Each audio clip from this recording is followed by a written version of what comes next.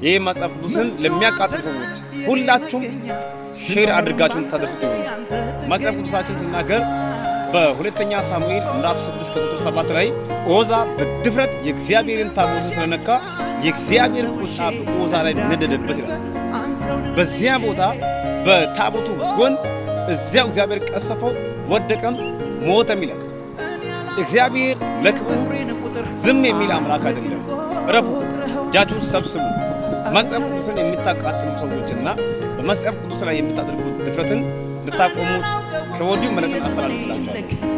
እግዚአብሔር ለክብሩ ዝም የሚል አምላክ አይደለም። ስታሳድዱ፣ ስታቃጥሉ፣ ስታበላሹ፣ እንደፈለጋችሁ ስትሆኑ እግዚአብሔር ዝም ያለው ረስቶት ሳይሆን ለእናንተ ምሕረትን እጁን ዘርግቶ ነው ያለው። እጃችሁን ሰብስቡ፣ ተመለሱ፣ ንስሐ ግቡ። አለበለዚያ የማይጠፋ የዘላለም እሳት ፍርድ ይጠብቃችኋል።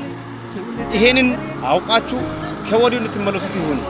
አሳዳጅ የነበረ ሳኦል የተባለ ሰው ሲያሳድድ የነበረ ሰው እግዚአብሔር እጁን እግሩን ሽባ አድርጎ ይዞ አይኑን አጠብቶ 3 ቀን እንዳይበላ ምግብን ከልክሎ በስተመጨረሻ ላይ እግዚአብሔር ያዙ። ስርዓት ይኖራችሁ።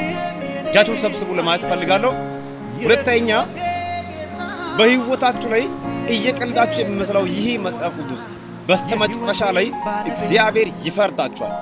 ፍርድ ስለሚጠብቅባችሁ ተመለሱ ለማለት ፈልጋለሁ። አሁንም እላለሁ ተመለሱ።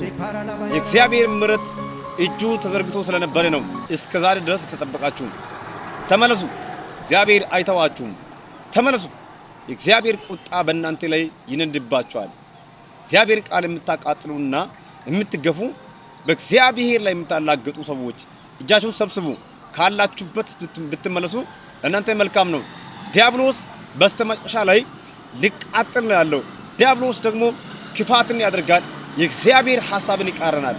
ስለዚህ በዲያብሎስ ስርዓት ውስጥ ሆናችሁ መጽሐፍ ቅዱስን የምታቃጥሉ ሰዎች መጨረሻ ላይ እሳት ይጠብቃችኋል። ከእሳትና ከዘላለም ሞት አምልጡ፣ ከወዲሁ ሽሹ እላችኋለሁ።